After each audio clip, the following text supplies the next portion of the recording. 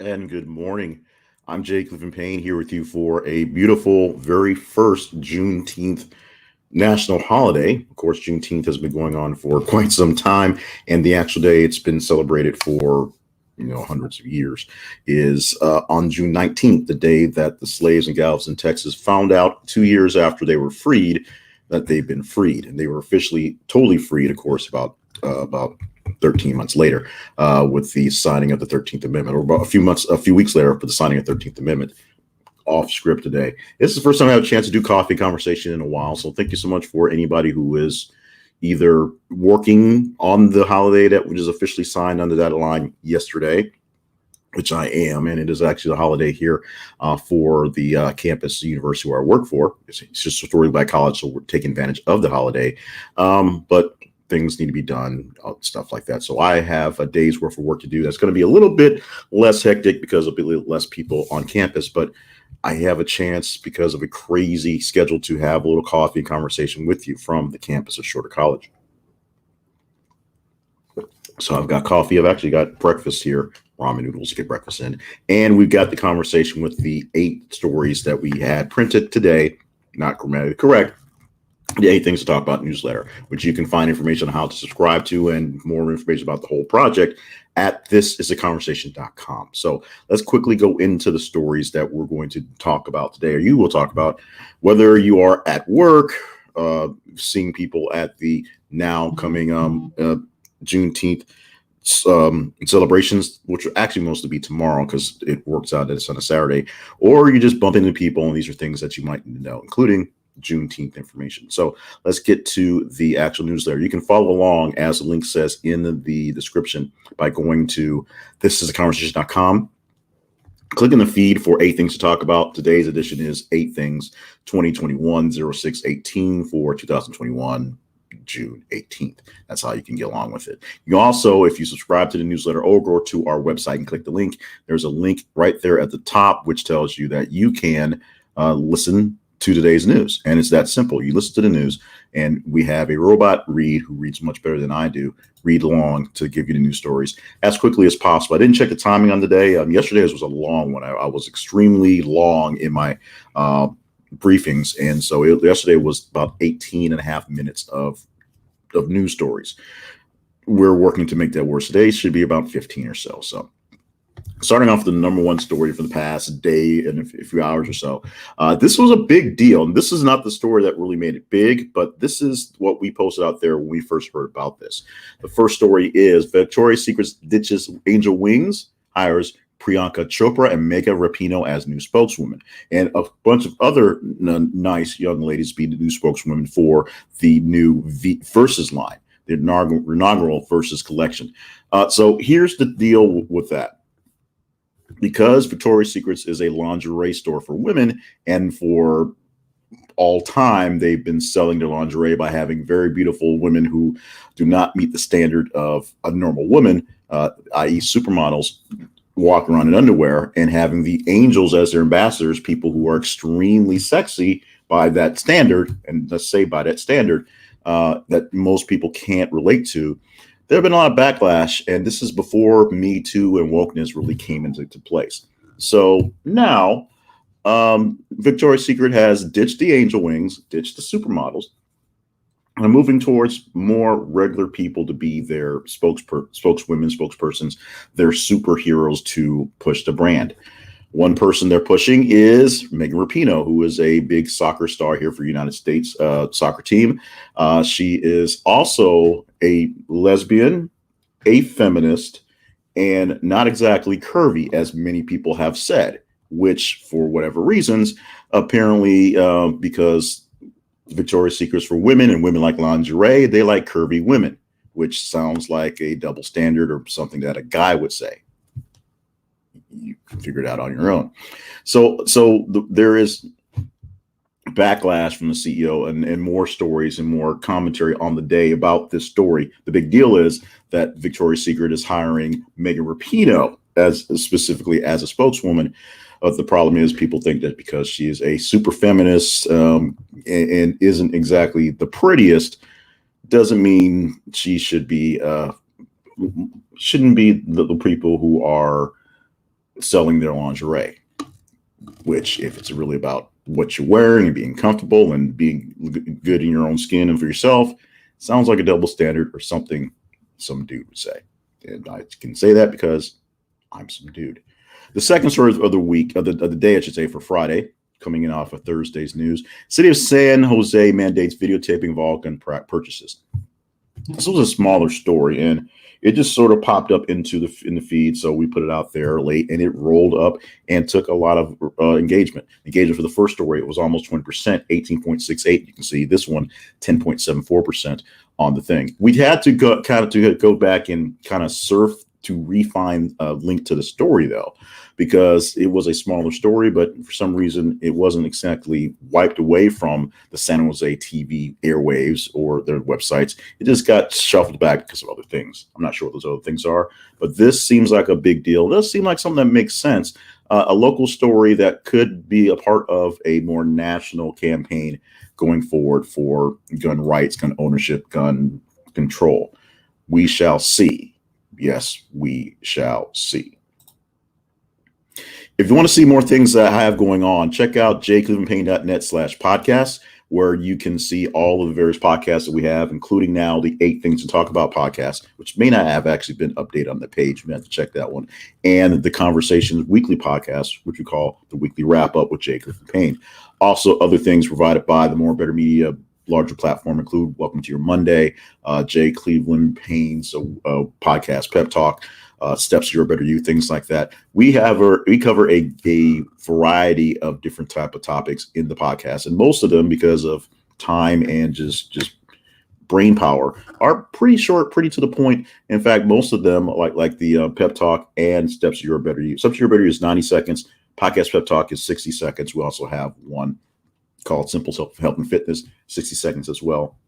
Welcome to Your Monday varies. It goes between 5 and 7 minutes based on how rambled I am in that message. But you can get a lot of fairly quick podcasts, including the longer ones, trying to get those back on schedule. And, of course, the weekly wrap-up. You can see information about those by going to jclevelandpain.net/podcast, which is essentially the aggregated listing home for those podcasts.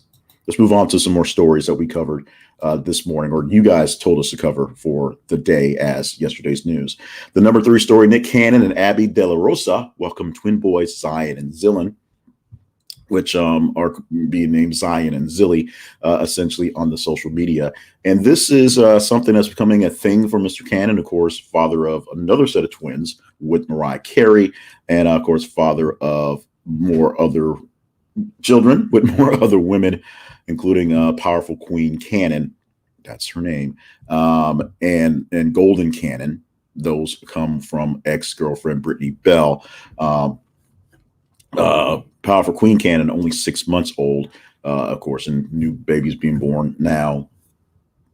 You can do the math of that on your own. Congratulations to Cannon for the more children, because children are a lovely, beautiful thing, and hopefully that you and your new woman will have a chance to grow old and just glorious with those children, and you have great relationships with your others as well, because I'm pretty sure you're doing that. Now, the sort of running joke of the day being a holiday that no one knew existed until literally yesterday, Biden signs bill making Juneteenth a federal holiday. Now, this is a story that has been essentially running throughout the entire week, but one of the things that we'll probably see in tomorrow when I produce the weekly wrap up, it won't actually make it into the top 10 stories because it's been a lower story for most of the weeks. We'll see if I combine them, how they actually rank up in the top 15. But essentially, we started off this week with the Senate unanimously voting for the Juneteenth holiday. All 50 senators, or all the ones that were in town, voted for it. Okay. The next day, the House took up the bill and they voted for it. All but 14 House members, 14 Republicans, voted for the holiday. 14 people decided, after all the senators, which usually block everything, 14 Republicans decided, nah, not a good idea. We will talk about them in various places, but you can take that for yourself. What happens next? The next day, Biden comes back from Europe after speaking with Putin, after speaking with the EU, after speaking with NATO, after speaking with the G7. And one of the first thing he does off the plane is sits down with his vice president and many of the members of the Congressional Black Caucus, and he signs into law the Juneteenth federal holiday. And he signs it into law on the day before they're going to actually have it effective immediately. So with Juneteenth coming on the 19th of June, the logical day is either the Monday or the Friday, which I did backwards. Friday being the more logical to do this. So we have a lot of holidays this year. Memorial Day, it was on a Sunday. July the 4th is on a Sunday. And a lot of places are doing, oddly enough, 4-day weekends because of it. Juneteenth, which happened yesterday, as being signed to law and being observed today as a holiday, it's just going to be a 3-dayer if you get it. Now, the biggest story that we put in for the Friday going forward for starting off for the week, which may actually make it into next week's weekly wrap up to see how things go, is the fact that everyone is scrambling to have a day off. In fact, it was a last minute thing. I was, this is honest truth, conversation with my office mate about what we're going to do about the holiday now that it got signed. And then us just saying, well, I guess we're coming to work tomorrow, just to find out that about an hour later, we were drafting up language to close the campus for the day. But because we handle sort of the underground stuff, the facilities and the network and stuff like that, we're at work today. It is what it is. We do what we do. We're happy to have jobs, and we're happy to have this holiday to celebrate. Another thing that's going to be discussed is some people, while happy to have a day off, still want other things that are more meaningful, such as reparations, police reform, education reform, a lot of programs, and a lot of just basic acknowledgement of systemic racism, things that are wrong with the system that we should try to fix, and then we should actually try to fix them. But in the meantime, Juneteenth is a federal holiday, even though it's a confusing day as it happened literally yesterday for today's holiday, is out there. If you believe that we're providing for you pretty good content, then we'd like to see if you could help us out. We need to pass the offering bucket, if you will. Go visit buymeacoffee.com/JClevelandPayne, and you can find a way to buy me and the crew behind this and More Bitter Media a coffee. This is a donation site, a membership site, if you will. And if you believe that we're offering you pretty good stuff, then check it out. See if there's something that you do, and either have us a single cup of coffee, a couple cups of coffee, speak, enunciate, or sign up for a subscription where you're offering up us coffees every single month to keep things going. We appreciate every single dime that comes in, and we take good care of every single dime as it comes in. Next two stories both came from the aggregator of MSN.com, and it's odd that they came in pretty tight together. And I guess it was the way they were formulated, and I had to do some rewriting of some titles because they were really vague the way they pulled it out. Sometimes the way clickbait works is they give you a little information but not enough to know it, so you have to click it to find out, and that's what we did in some of these things. Now, first, the story at number 5. Country music fans react to Carrie Underwood's upcoming Las Vegas residency, which you didn't know until you actually clicked the link. She's going to open up a residency called Reflection. It's going to begin on December the 1st of this year. The theater at Resorts World Las Vegas. Tickets go on sale pretty soon. She gushed about what it's going to be all about. We're not sure exactly how long she's going to do this residency, but she is following the footsteps of great singers and great country-ish singers, such as Celine Dion, Britney Spears, Shania Twain. I said both of those because I want to get them all straight up. A residency is a great way for people who have reached that mega-ish stardom line to keep making money, and instead of having to go out on the road a bunch, they get to stay in one place. People will flock to them, and hanging out in Las Vegas, pretty big deal. Someone else who's getting a pretty good job coming soon, maybe. Sports Media World reacts to reported ESPN Fox bidding war for former NFL quarterback Robert Griffin III, which I poorly wrote when I rewrote that because it really just said Sports Media reacts to big news for Robert Griffin III. And I think he even said former quarterback. Didn't even say who the quarterback was. It was just like that. But here's the deal. RG3 is apparently getting a new lease on life. He performed so well for the cameras, web cameras, or whatever, however you viewed the Bleacher Report coverage of the NFL 2021 draft, that apparently he's getting looks for being a big time new analyst on the scene. ESPN and Fox are apparently bidding back and forth to make the money right for Mr. Griffin III.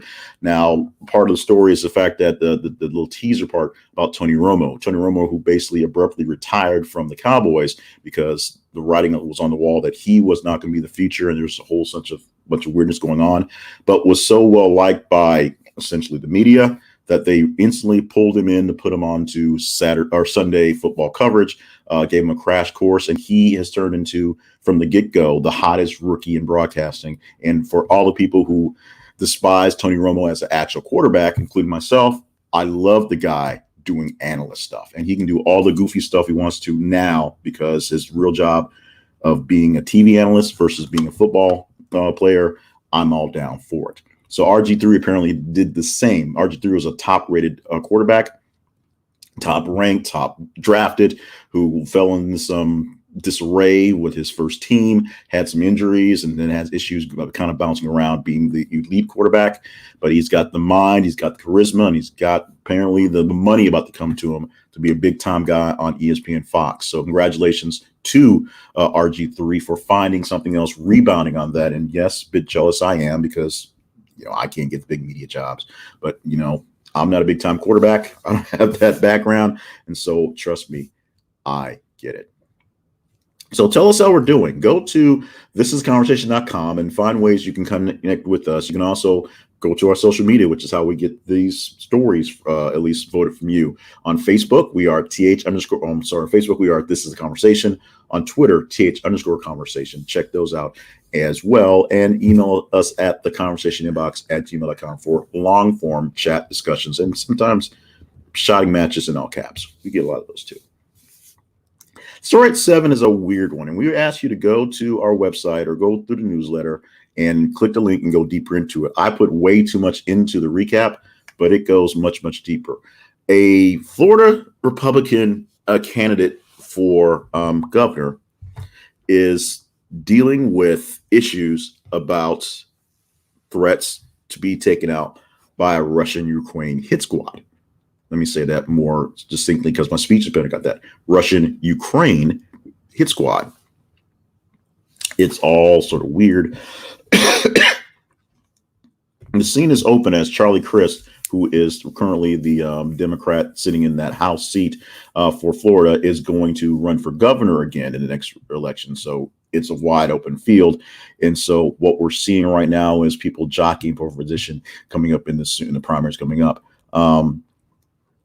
William Braddock, who apparently wants that job and does not want to support Anna Paulina Luna in the primary for that spot, has decided that he's going to take matters into his own hands.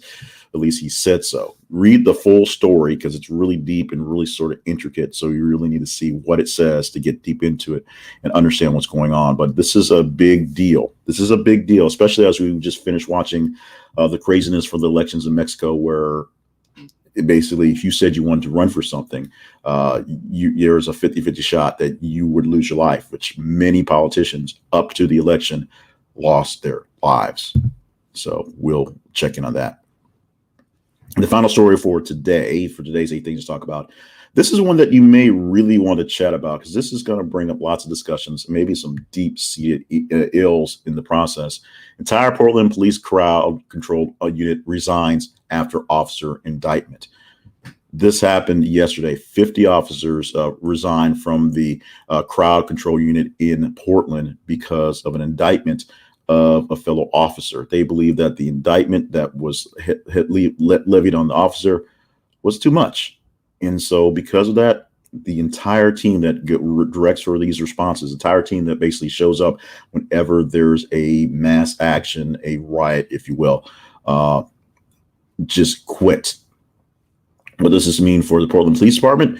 Well, if there's a riot, they grab whatever officers are standing around and send them out there in gear to do what they need to do. You saw what happened. They did that at the Washington insurrection. Doesn't necessarily work out so well if the people trained to stop these things aren't trained and equipped to stop these things, aren't there. But this is one you may want to actually go and check out as well. We pulled this source as abcnews.go.com. So ABC News website is where we pull from the source from the story, but you can see this everywhere. And this is one that's going to be a big deal, a bigger deal throughout the weekend and early next week as we talk more about reforms for police. This actually comes into play when we talk about Juneteenth, because a lot of things that the people in the Black community would like to see in the nation as a whole and their communities specifically are some issues with policing and police. The defund the police is a red herring, but they do want to see better policing. So you have to basically talk to the people in your neighborhoods to see exactly what they're looking for. It's an irony that while we see the charges of bad policing showing up right now, it's not really a thing that Black people want less police on the streets. They just want better policing, better police officers, and ones that have a bit more respect and be honest, not trained so poorly that they think they are, the Wild West and have to gun down every gunslinger. That's kind of what they're looking for. That's not what we're seeing. And of course, you do bring to light the ones that are the most egregious. Yes, we know that, but apparently, so many are so egregious. It's despite the point. So, as I pitter patter, banter, crazily talk through that, we have gone through the 8 stories that we have for the week. Thank you so much for the day, for this Friday. Thank you so much. Never camera ready, never really ready at all, but this video is a way to make this thing happen. So thank you so much for joining me and the very blurry, very moving. Watch this. There we go. There we go. We're gonna get this camera thing situated soon. We're gonna get things going. We're working on an actual serious studio space and time to do this on a regular basis. It just so happens that, like I said, the best workspace is the workspace before work gets started, and it's going to be one of those days where there'll be a lot of that going on. And one day someone will force me to clean my desk. So thank you so much for all the team behind the Conversation Project and more better media as well. You have to do the bad shows to get to the good shows or something like that. They say that the bad videos, the good videos. I'm Jake Griffin Payne. We've had some coffee and conversations. I just gave you the 8 stories that we had on our listing for 8 things to talk about as per you. Now, if I fail to mention how that happened, which happens often, you follow the Conversation Project's social media feeds on Twitter, th_conversation, on Facebook. This is the conversation. And every 50 minutes or so, we post a new news link from various sources. Some you may love, some you may hate, some you may question, some we ourselves question in the process. We actually got a not a strike, but a Snopes hit for a story we posted this week about a lady who gave birth to 10 children at a time. And then Facebook sort of said, not quite confirmed. So that one sort of got muted along the way. So that one didn't really get a fair shot in this one. I'm sure if you saw it, you would have made notice. So we do our best to try to be as fair and balanced, if you will, as judicious in the sources. And a lot of stuff comes from bloggy type stuff. And we just sort of look for the engagement, look for how people are reacting to it, look for what legitimate in our eyes news organizations are putting forth, and sometimes some illegitimate in times, and give links, give headlines from both sides of the aisle, both sides of the view. So a lot of super ultra conservative links, a lot of super ultra liberal links, but the same story. So the basic details are normally the same. You tell us by engaging in the stories, liking, loving, hating, sharing those stories, which ones are worth talking about. And at the end of the day, or beginning of the day, I should say, we tell you what stories from the past day or the weekend for Monday that people decided are conversational for the next day. And at the end of the week, which is today, we pull those from Friday to Friday, and we will have for you tomorrow a podcast called The Weekly Wrap Up with Jake Griffin Payne. That allows you to see what stories were the top for the week. The 8 things to talk about gives you sort of a idea of the stories at the top of those lists every day, have a good shot of being in the top 10. And sometimes stories that aren't in the top 10 find a way to grow after they've been posted. Just the timing of things. This week, we'll see what will happen. I mean, the biggest thing we're looking for is whether I can, manipulate a Juneteenth story into this week's podcast. That may take some work because all the stories this week were very low. We combine them for a super story. That means they're the same headline with the same numbers, with the same headline, basically updated, so we combine the numbers. It might make it into the top 15. It might crack the top 10, but probably going to be on a barely basis. We'll see how that goes. In the meantime, if you want to help support the effort, as it says bottom, visit buymeacoffee.com/JacobsandPayne. Check out the website. Thisistheconversation.com. Find us on our news feeds. Find us in our newsletter. Find us on the website. Chat with us at theconversationinbox@gmail.com.